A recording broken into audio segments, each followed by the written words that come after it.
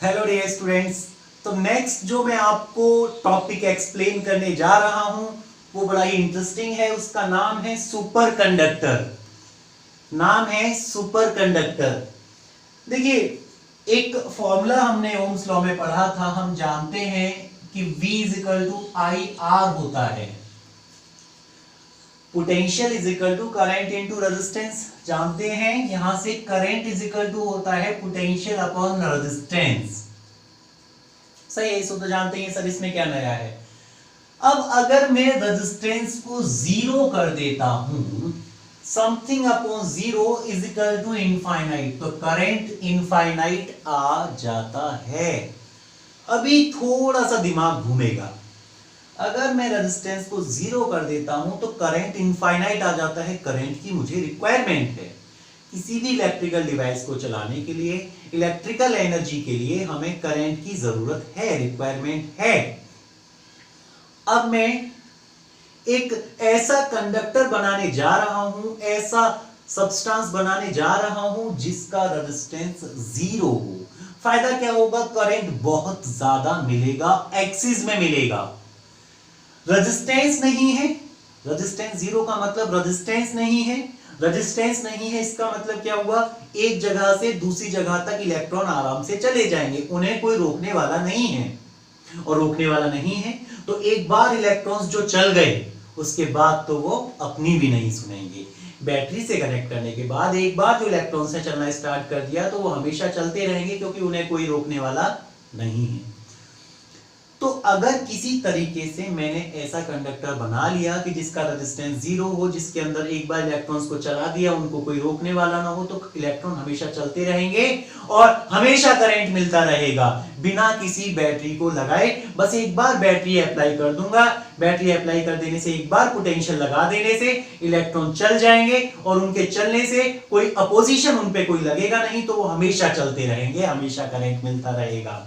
सुनने में तो बहुत मजा आया, अच्छा लगा कि बस घर में एक बार सप्लाई दी, हमेशा सारे बल्ब, कूलर, फ्रिज सब कुछ चल रहा है बिना एक्सटर्नल सोर्स के। तो सुनने में तो अच्छा लगा। अब प्रैक्टिकली ये बात कैसे पॉसिबल हो पाएगी जानते हैं। एक डेफिनेशन में यहां लिखूंगा, सुपर कंडक्टिविटी की डेफिनेशन यहां लिख रहा हूं। ये सुपर कंडक्टिविटी की डेफिनेशन में यहां लिख रहा हूं। पहले एक बार डेफिनेशन पढ़ लेते हैं। The phenomena of complete loss of resistivity, एक ऐसा फिनोमिना जिसमें रेजिस्टिविटी पूरे तरीके से खर्च हो जाए, खत्म हो जाए, of metals and alloys when they are cooled below a certain temperature. यहां थोड़ा सा कंडीशंस अप्लाई हैं। ऐसे ही रेजिस्टिविटी खत्म नहीं होगी। रेजिस्टिविटी खत्म करनी है तो उस दिए गए कंडक्टर को हमें कूल मतलब उसका टेम्परेचर बहुत ज्यादा कम करना होगा।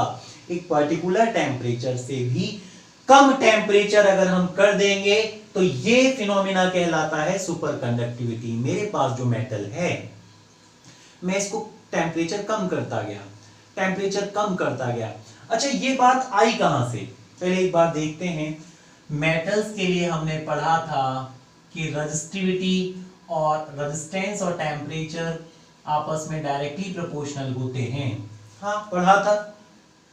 अब अगर मैं इसी में देखूं तो टेम्परेचर कम करते, टेम्परेचर और रेजिस्टेंस डायरेक्टली प्रोपोर्शनल है, मतलब टेम्परेचर बढ़ा रहा हूं तो रेजिस्टेंस बढ़ रहा है, और टेम्परेचर कम करूंगा तो रेजिस्टेंस कम भी होता जाएगा। टेम्परेचर कम करूंगा रेजिस्टेंस कम होगा, टेम्परेचर कम करने से रेजिस्टेंस कम होगा, और एक पर्टिकुलर टेम्परेचर ऐसा मिलेगा मुझे। अब इसी ग्राफ को हम यहां ऐसे देख सकते हैं। ये रेजिस्टिविटी या रेजिस्टेंस ले लेते हैं, रेजिस्टिविटी ले लेते हैं और यहां टेम्परेचर ले लेते हैं। टेम्परेचर बढ़ाने से रेजिस्टिविटी बढ़ती है, सही बात है। मैंने यहां से स्टार्ट कर लिया। मान लो ये कोई पर्टिकुलर टेम्परेचर है, इस पे रेजिस्टिविटी इतनी थी, टेम्परेचर बढ़ाया, रेजिस्टिविटी बढ़ी, टेम्परेचर बढ़ाया, रेजिस्टिविटी और बढ़ी, टेम्परेचर और बढ़ाऊंगा, रेजिस्टिविटी और बढ़ती जाएगी। इसी को ऐसे भी कह सकते हैं, टेम्परेचर कम करने से रेजिस्टिविटी कम हो रही है। यहां आते ही एक पर्टिकुलर टेम्परेचर पे, एट ए सर्टेन टेम्परेचर, अचानक से क्या होगा? इसकी रेजिस्टिविटी बिल्कुल जीरो हो जाएगी। इस पर्टिकुलर टेम्परेचर पे रेजिस्टिविटी सडनली जीरो हो जाएगी।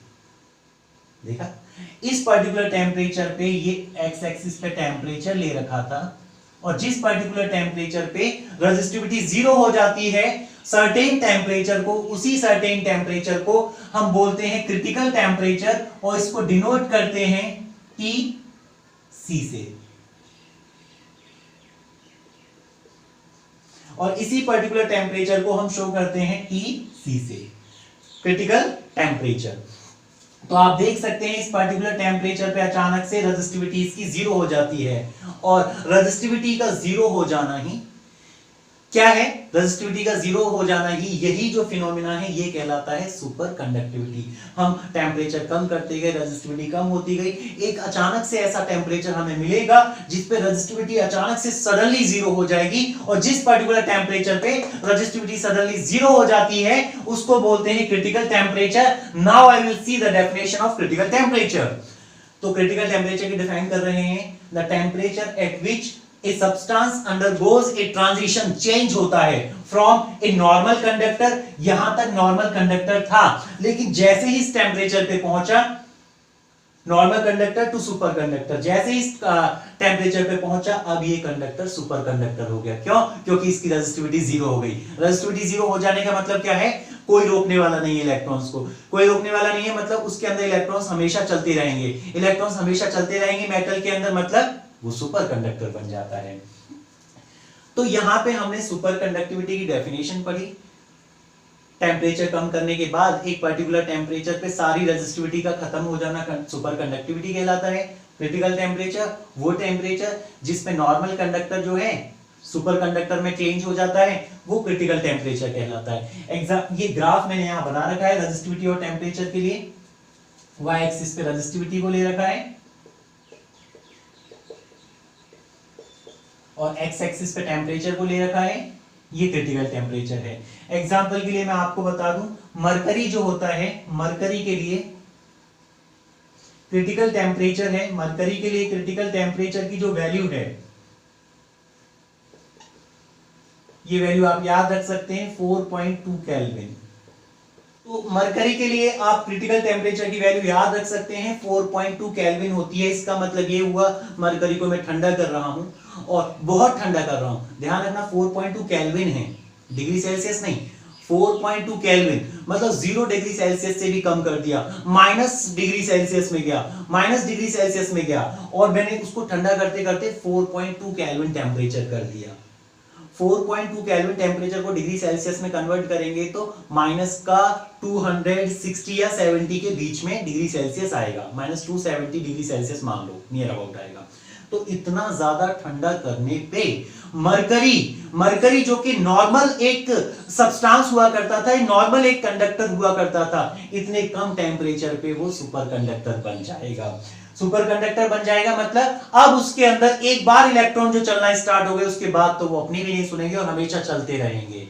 तो डियर स्टूडेंट्स, इसी टॉपिक के अंदर सुपर कंडक्टर्स के अंदर ही मैं एक इफेक्ट के बारे में बात करूंगा, मीजनर इफेक्ट। ये एक साइंटिस्ट थे मीजनर साहब, एक दिन अपने एक्सपेरिमेंट पे लगे हुए थे। उन्होंने एक सब्सटेंस लिया और उस सब्सटेंस को कोई भी मेटल लेके एक्सटर्नल मैग्नेटिक फील्ड के अंदर रख दिया और मैग्नेटिक फील्ड की डायरेक्शन कुछ ऐसी हुआ करती थी। ये मैग्नेटिक फील्ड की डायरेक्शन है और इस मैग्नेटिक फील्ड के अंदर मीजनर साहब ने इस दिए गए नॉर्मल कंडक्टर को रख दिया। उसके बाद वो इसका टेम्परेचर कम करते गए।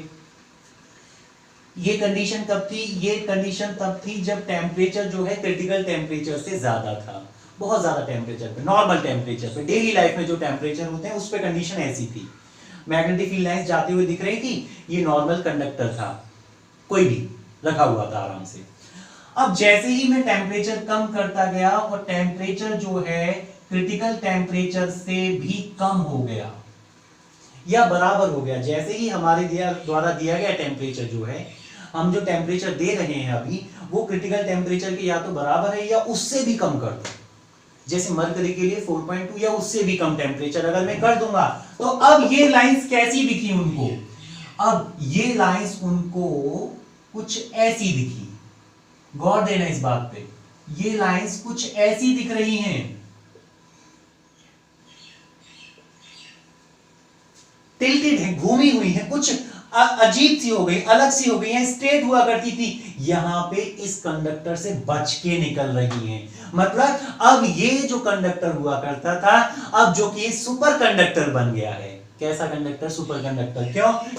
क्योंकि इसका टेम्परेचर क्रिटिकल टेम्परेचर से कम कर दिया है। अब ये जो कंडक्टर जो कि सुपर कंडक्टर बन चुका है, ये एक्सटर्नल मैग्नेटिक फील्ड लाइंस को रिपेल करेगा। Now it will repel the external magnetic field lines, repel the external magnetic field lines, external magnetic field lines को रिपेल करेगा। बाहर से जो मैग्नेटिक फील्ड लाइन लगा रहे थे उनको रिपेल कर रहा है, रिपेल कर रहा है तभी तो बच के भाग रही हैं। अट्रैक्ट करता तो इसके अंदर से होके जाती। कौन? Magnetic field lines. कौन सी वाली? जो बाहर से हम लगा रहे हैं। तो ये जो सुपर कंडक्टर है, आपको ध्यान रखना होगा, सुपर कंडक्टर्स जो हैं, they will repel the external magnetic field lines. और कोई भी सब्सटेंस जो कि एक्सटर्नल मैग्नेटिक फील्ड लाइंस को रिपेल करता है, आगे चल के हम 3 टाइप के मैग्नेटिक सब्सटेंस पढ़ेंगे, डायमैग्नेटिक सब्सटेंस, पैरामैग्नेटिक सब्सटेंस और फेरोमैग्नेटिक सब्सटेंस। अभी ज्यादा डीपली आपको समझने की जरूरत नहीं है, बस ध्यान रखो 3 टाइप के सब्सटेंस होते हैं। अब ये जो सब्सटेंस था जिसको कि मैंने एक्सटर्नल मैग्नेटिक फील्ड के अंदर रखा था, जो कि एक्सटर्नल मैग्नेटिक फील्ड लाइंस को रिपेल कर रहा है एक बहुत कम टेम्परेचर पे। तो एक्सटर्नल मैग्नेटिक फील्ड लाइंस को जो सब्सटेंस रिपेल करते हैं वो होते हैं diamagnetic substance. And the conductor, super conductor कहेंगे बल्कि, and the super conductor will become the diamagnetic substance. Diamagnetic substance की प्रॉपर्टी होती है कि ये एक्सटर्नल मैग्नेटिक फील्ड लाइंस को रिपेल करते हैं। पैरामैग्नेटिक सब्सटेंस उन्हें अट्रैक्ट करते हैं और फेरोमैग्नेटिक सब्सटेंस भी अट्रैक्ट ही करते हैं। तो क्योंकि ये एक्सटर्नल मैग्नेटिक फील्ड लाइंस को रिपेल कर रहे हैं, तो आपको ध्यान रखना होगा कि super conductors are always diamagnetic substance. इस पे कॉम्पिटिशंस के अंदर क्वेश्चंस पूछ लिया जाता है, न्यूमेरिकल भी कुछ बार इससे पूछ लिया जाता है और घुमा के क्वेश्चन भी इससे पूछा जा सकता है। अब मैं इसके रीजन के बारे में डिस्कस करना चाहूंगा, मैं पता करना चाहूंगा कि सुपर कंडक्टिविटी किस कारण से होती है। ऐसा क्या हो जाता है दिए गए सब्सटेंस के अंदर, नॉर्मल कंडक्टर के अंदर, कि वो सुपर कंडक्टर बन जाता है। देखिए समझना होगा, ये कोई एक नॉर्मल कंडक्टर है, ये नॉर्मल कंडक्टर है जिसके अंदर आयंस या इलेक्ट्रॉन्स ये सब चीजें होंगी, अलग अलग होंगे एक नॉर्मल टेम्परेचर पे। ये नॉर्मल टेम्परेचर पे नॉर्मल जिंदगी, नॉर्मल कंडक्टर की नॉर्मल टेम्परेचर। अब जैसे ही मैं टेम्परेचर को कम करता जाऊंगा, ठंड की वजह से ये आपस में सिकुड़ते जाएंगे, पास आते जाएंगे, और ये इलेक्ट्रॉन्स अब अपने अलग अलग झुंड बना लेंगे। ये इलेक्ट्रॉन्स आपस में मिलकर यहाँ एक झुंड बना लिया, इन इलेक्ट्रॉन्स ने आपस में मिलकर यहाँ झुंड बना लिया, इन इलेक्ट्रॉन्स ने मिलकर यहाँ झुंड बना लिया। अब बहुत ज्यादा इलेक्ट्रॉन्स ना रह के बल्क में जगह जगह पे इकट्ठे होके ये एक ग्रुप बना लेंगे। उससे क्या फायदा? अब फायदा है, पहले बहुत सारे इलेक्ट्रॉन्स थे, जब ये चलते थे तो जरा सा चलते ही दूसरा इलेक्ट्रॉन कहता था रुक जा भाई। अभी क्या है, थोड़े से ग्रुप बने हैं। अब ये ग्रुप इतना भारी है, ये आराम से चलता जाएगा, इसको कोई रोकने वाला यहां मिलेगा भी नहीं। ये ग्रुप इतना बड़ा है, यहाँ पे आराम से चलता जाएगा, इसको कोई रोकने वाला नहीं है। ये ग्रुप इतना बड़ा है, ये आराम से चलता जाएगा, इसको रोकने वाला कोई नहीं है। कब? बहुत कम टेम्परेचर पे क्या होता है, ग्रुप बना लेते हैं। उसकी वजह से क्या है, इन पे रेजिस्टेंस नहीं लगता। रेजिस्टेंस हमेशा कॉलिजन्स की वजह से लगता है। यहां कॉलिजन हो रहे थे तो रेजिस्टेंस था, यहां कॉलिजन नहीं हो रहे हैं तो रेजिस्टेंस नहीं है।